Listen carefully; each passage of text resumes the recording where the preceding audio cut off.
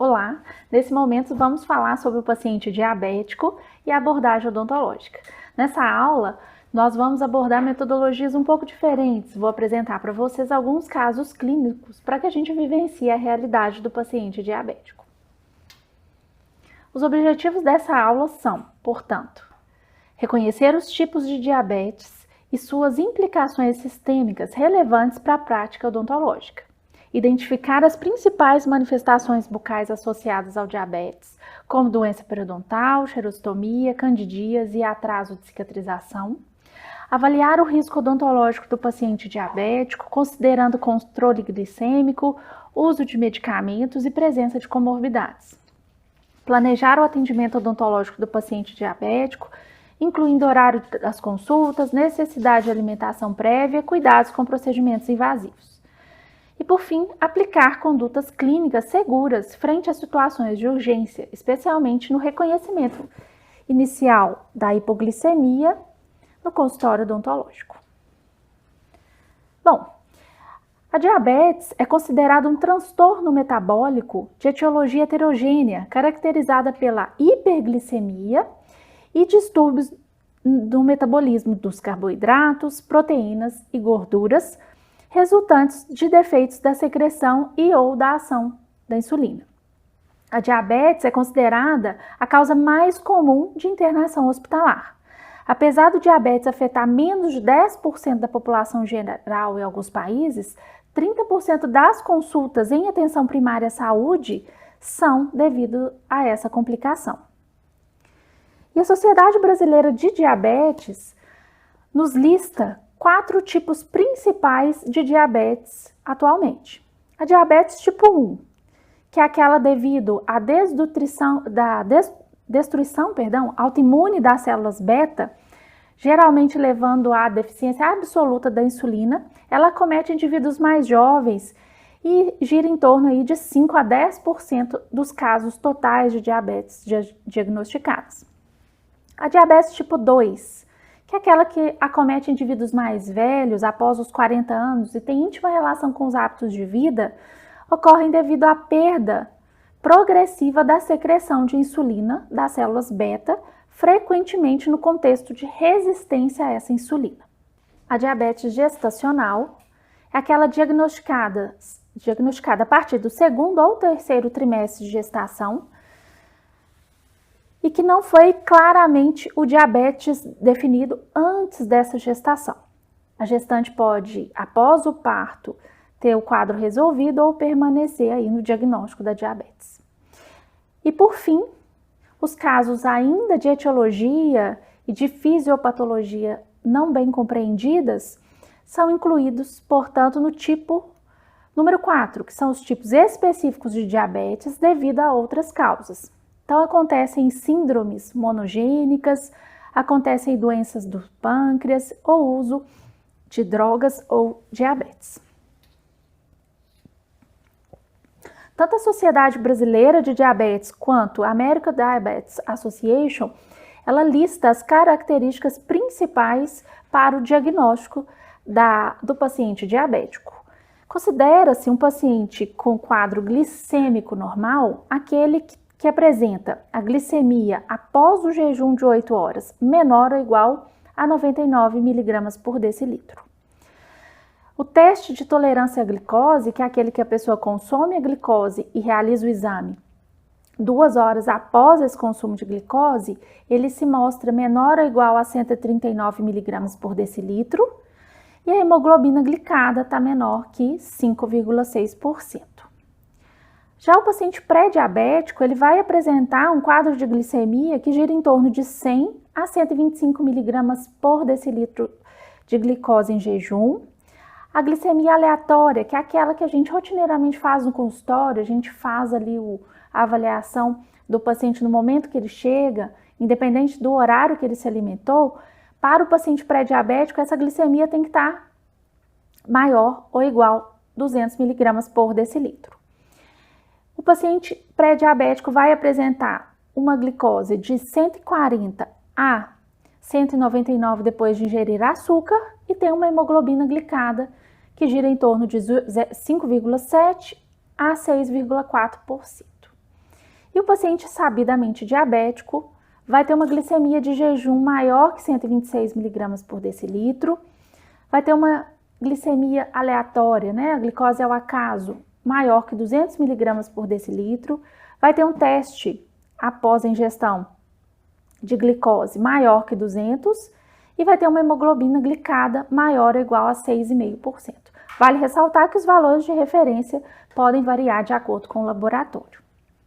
Bom, no que se refere aos dados epidemiológicos, essa projeção nos mostra os dados da Sociedade Brasileira de Diabetes, em que a prevalência da diabetes é referenciada ao longo aí do mundo com aumentos expressivos. Na população brasileira, nota-se que 15,8 milhões de pessoas têm o diagnóstico da diabetes, com aumento expressivo nos últimos anos, com aumento de 50% em relação à projeção anterior. Em relação aí aos fatores de risco para diabetes tipo 2, nota-se que, no primeiro lugar, índice de massa corpórea elevada está associada a diabetes, ao passo que baixa atividade física, dieta pobre em grãos integrais, dieta pobre em castanhas, também têm sido correlacionadas. Em relação à mortalidade por doenças crônicas não transmissíveis no Brasil, né, as DCNTs, nota-se que a diabetes, ela encontra-se ranqueada no terceiro lugar em relação às comorbidades que mais matam aí no nosso país. Em primeiro lugar, as doenças cardiovasculares, em segundo lugar, os cânceres e em terceiro, as diabetes.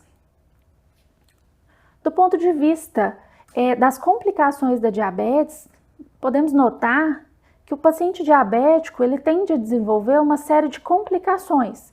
Essas complicações envolvem a retinopatia diabética, as doenças cerebrovasculares, as doenças hepáticas, as doenças periféricas vasculares, o pé diabético, as neuropatias, as doenças coronarianas e as alterações bucais. Sabemos que existe uma íntima relação entre a doença periodontal e os pacientes diabéticos. E o paciente diabético vai se manifestar aí clinicamente com alguns sinais e sintomas. Do ponto de vista de sintoma, ele vai queixar-se de sede excessiva, doenças da pele, perda de peso, visão embaraçada, vontade frequente de urinar, que é o chamado de poliúria, e aumento do apetite, que a gente chama de polifagia. O alto nível de açúcar no sangue causa uma diurese osmótica, levando aos sintomas típicos que a gente listou. Do ponto de vista da fisiopatologia da diabetes, é importante que a gente se atente a alguns aspectos chaves. O paciente diabético descompensado, ele vai apresentar uma perda funcional dos neutrófilos.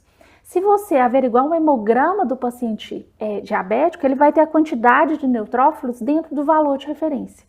No entanto, é um neutrófilo que não tem a sua função habitual. É um neutrófilo hipofuncional. Ele está lá, mas ele não funciona de uma forma adequada.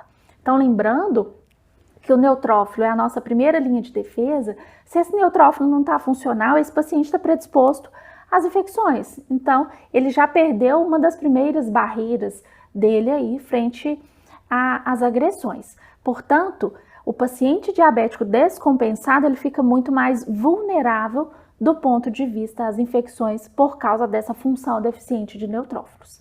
A literatura não é clara em informar se existe um prejuízo da resposta imune humoral, que é um tipo de resposta imune adquirida. A resposta imune humoral é aquela em que a gente tem aí formação de anticorpos. A literatura não nos dá aí uma elucidação clara sobre o comprometimento dessa resposta adquirida. No entanto, sabe-se claramente que a resposta imune inata ela é prejudicada nesse perfil de paciente. Voltando para a nossa projeção, existe ainda uma diminuição da secreção das citocinas inflamatórias, uma diminuição da resposta dos linfócitos T. Existem aí diminuição do sistema antioxidante, diminuição do sistema de complemento que atua na resposta imunológica, hiperglicemia e glicosúria e a necessidade de múltiplas intervenções médicas. Do ponto de vista odontológico, o paciente diabético, principalmente o diabético descompensado, vai experimentar aí quadros de doença periodontal, doença cárie exacerbados, hipossalivação, complicações cirúrgicas, ou seja, atraso cicatricial, tendência a infecções secundárias, halitose, candidíase. Isso porque existe uma relação bidirecional impactando significativamente a condição bucal e a saúde sistêmica desse paciente, que tem um grande impacto na saúde pública. E os mecanismos subjacentes envolvem aí inflamação, disfunção imunológica e disbiose microbiana entre ambas as doenças, principalmente aí, né, o quadro periodontal e a condição sistêmica do indivíduo. Nesse momento, vamos discutir um quadro de diabetes descompensada e o impacto dessa descompensação numa lesão labial. Então, vou apresentar para vocês uma paciente de 50 anos que compareceu ao serviço buscando assistência odontológica devido a um edema no lábio inferior com 6 dias de evolução. Ela tinha sido medicada por outro profissional com amoxicilina com clavulanato, já havia alguns dias, com relato impreciso, e ela fazia uso domiciliar de glicazida e de metformina, que são os hipoglicemiantes orais. Então, a queixa principal dessa paciente era uma bolha no lábio que estourou e após isso formou úlcera. O exame físico extrabucal mostrava linfadenomegalia cervical, ou seja, linfonodos palpáveis bilateralmente na região cervical. O exame físico intrabucal mostrava úlceras e crostras hemorrágicas na região de lábio e mucosa labial inferior associadas às áreas de necrose e secreção purulenta. No momento do atendimento, a paciente apresentava uma glicemia capilar, que é aquela que a gente faz a medição da glicose independente do horário em que a pessoa se alimentou, ou seja, ela não estava em jejum. Ela apresentava glicemia capilar ao acaso de 242 miligramas por decilitro, ou seja, o limite considerado aceitável aí para um paciente diabético controlado seria 200 miligramas por decilitro. 2 dias depois, que seria aí na data de 14/8, essa paciente fez uma coleta de exame complementar para averiguar a glicemia em jejum, e essa glicemia em jejum mostrou 359 miligramas por decilitro. Sabe-se aí que para o paciente diabético, o esperado é que a glicemia em jejum não ultrapasse 126 miligramas por decilitro. Diante desse quadro, observamos aí um controle da doença diabetes irregular. A PCR, a proteína C reativa, que também é um exame complementar, que mostra para a gente um quadro inflamatório, evidenciava aí um valor de 69,8 miligramas por decilitro, sendo considerado o valor de referência menor que 5 miligramas por decilitro, então era uma PCR positiva. A PCR, por mais que não seja um exame específico, mostra a relevância aí da investigação infecciosa em diversas complicações sistêmicas. Esse é o aspecto físico extraoral da paciente. Na primeira consulta, notam-se lesões ulceradas, crostosas, em semimucosa labial inferior em toda a sua extensão. Lembrando que a semimucosa é essa parte em que a gente faz aí a aplicação do batom, do gloss, do hidratante. A mucosa labial é a parte interna do lábio que está em contato com os dentes. Então, ela apresentava esse aspecto. Foi solicitada hemoglobina glicada. Nota-se que o resultado da hemoglobina glicada dela foi 11,9%, considerando o valor de referência entre 4,8 a 5,9, ou seja, um quadro bem descompensado. Foi feita ainda um teste de sensibilidade a antibiótico e diante desse achado foi feita a substituição da amoxicilina por eritromicina, conforme discussão com a CCIH, que é o Serviço de Controle de Infecção Hospitalar. Esse é o aspecto físico. Aproximadamente 10 dias após a mudança do antibiótico e o ajuste glicêmico. A paciente foi direcionada ao clínico, o médico clínico geral, que fez os ajustes das medicações para ajuste glicêmico.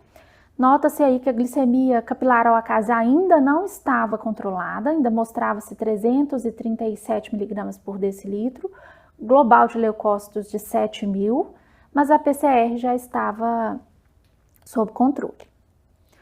Aproximadamente um mês após a primeira consulta, a paciente já em acompanhamento com o médico, assistente, finalizada a terapêutica antibiótica e finalizado o acompanhamento com o serviço de odontologia, foi encaminhada à cirurgia plástica para a cirurgia reparadora.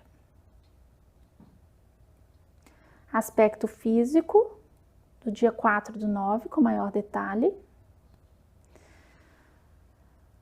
Um segundo caso clínico número 2, é uma situação também de paciente diabético descompensado, mas um paciente que evoluiu para cetoacidose diabética, uma complicação ainda mais severa, caracterizada por sinais e sintomas aí bastante relevantes para o doente. Então vamos falar sobre esse caso, um paciente do sexo masculino, 54 anos, etilista crônico. O paciente chegou de transferência de uma unidade de pronto atendimento com relatório sem informações do quadro admissional. Queixava-se de prostração, inapetência, náusea, sem dor epigástrica, sem febre ou disúria. Mostrava-se aí com melhora de função renal, ou seja, era um paciente que estava evoluindo para uma insuficiência renal devido a diabetes descompensada, acidose metabólica, hipercalcemia, que são quadros típicos aí da cetoacidose diabética.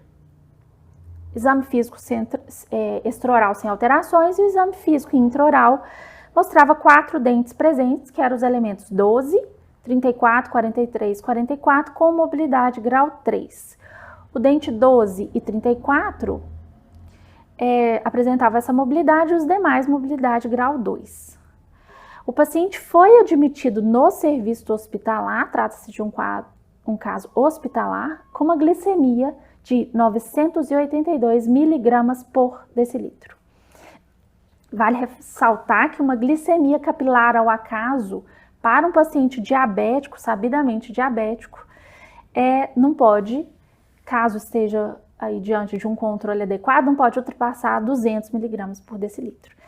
Então, diante dessa situação, o paciente evoluiu para um quadro de cetoacidose diabética.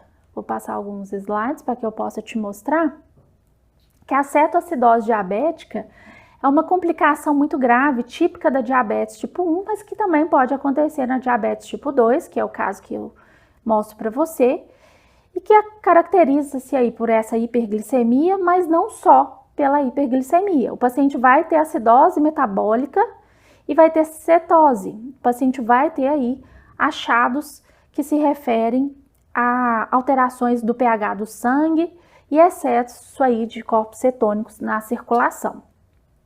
Bom, esse paciente foi estabilizado, portanto, e após o controle glicêmico, apresentou uma glicemia de 221 miligramas por decilitro ao acaso e foi submetida à extração dos elementos indicados conforme a imagem que se segue. Esses são os dentes, foram todos extraídos. A fim de se tratar um paciente diabético, do ponto de vista odontológico, portanto, deve-se ter atenção em relação à classificação de risco. Um paciente baixo risco é aquele que encontra-se em tratamento médico estável, tem uma taxa de hemoglobina glicada menor que 7, uma glicemia jejum que não ultrapassa 200 miligramas por decilitro. Para um paciente com risco moderado, é aquele que está em tratamento médico, mas que mantém uma glicemia em torno de 250 miligramas por decilitro em jejum e tem uma hemoglobina glicada em torno de 7 a 9%. O paciente de alto risco é um paciente que não está em controle. O controle está deficiente, vai ter uma hemoglobina glicada maior que 9, vai ter uma glicose jejum maior que 250 miligramas por decilitro. Então, o que nós, cirurgiões dentistas, vamos fazer em relação a esse paciente? O paciente de baixo risco ele vai ser tratado habitualmente, de forma rotineira. O paciente de risco moderado precisa realizar o procedimento invasivo quando estiver no controle glicêmico adequado, e se necessário algum procedimento invasivo de emergência, recomenda-se o antibiótico profilático. O paciente de alto risco não vai realizar atendimento eletivo, apenas atendimento de urgência, realizar a profilaxia antibiótica e realizar aí o contato com a equipe médica assistencial para ajustes do quadro sistêmico do paciente. Não existe, pela literatura, evidência clínica que justifique o uso de profilaxia antibiótica para o paciente portador de diabetes tipo 2 controlado. Então, se o paciente tem a diabetes tipo 2 e está compensado, não é necessário fazer uso de profilaxia. Você vai fazer uso de antibiótico profilático quando tiver elevado o risco de infecção, glicemia acima de 200, ou se o paciente tiver um choque insulínico, hipoglicemia aguda, desenvolvimento rápido e perda de consciência. Em relação aos anestésicos locais, assim como todo e qualquer paciente sistemicamente comprometido, respeitar o limite de 3 tubetes de lidocaína com adrenalina, e a prescrição medicamentosa deve evitar o excesso de AINES, dos anti-inflamatórios não esteroidais. Analgésico de escolha, recomenda-se a dipirona, e os opioides fracos podem ser evitados. Algumas referências para o estudo adicional. Muito obrigada.